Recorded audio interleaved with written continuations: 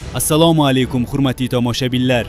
O'zbekiston va jahonda sodir bo'layotgan eng so'nggi va dolzarb yangiliklarni o'tkazib yubormaslik uchun biz bilan birga bo'ling.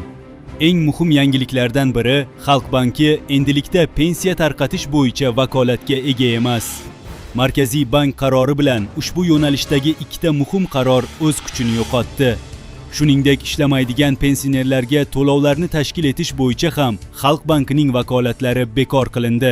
Mazkur o'zgarish mart oyining 30-kuni Iqtisodiyot va Moliya vazirligi hamda Markaziy bank tomonidan tasdiqlangan. Unga ko'ra 2018 va 2019-yillardagi tegishli yo'riqnomalar bekor qilingan, Vazirlar Mahkamasining 2024-yilga oid qaroriga asosan esa ijtimoiy himoya tizimi yanada takomillashtirildi. Ayrim eski qarorlar bekor qilinib, yangilari bilan to'ldirildi. Natijada eng katta o'zgarishlardan biri pensiya tayinlash va to'lash jarayoni ancha soddalashtirildi. Endi ortiqcha hujjatbozlik kamaydi. Endilikda pensiya tayinlanganligi haqida qog'oz hujjat berilmaydi. Barcha ma'lumotlar maxsus elektron tizim orqali yuritiladi. Bu esa jarayonni tezroq va shaffofroq qiladi. Shuningdek, pensiya miqdori, tovar va xizmatlar narxi o'zgarishiga qarab indeksatsiya qilinishi davom etadi. Yana bir muhim yangilik, harbiy xizmatchilar uchun pensiya tizimida ham sezilarli o'zgarishlar bo'lishi kutilmoqda.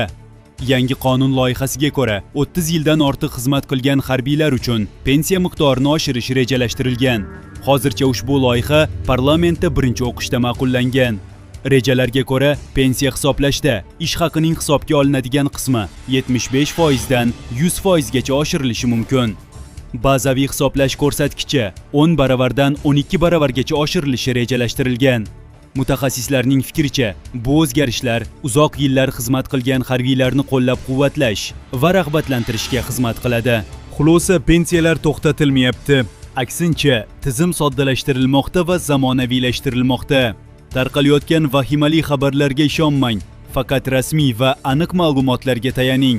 Agar sizga ushbu ma'lumot foydali bo'lgan bo'lsa, videoga like bosishni unutmang. Kanalimizga obuna bo'ling va qo'ng'iroqchasini yoqing. Shunda eng muhim va dolzarb yangiliklar sizga birinchi bo'lib yetib boradi.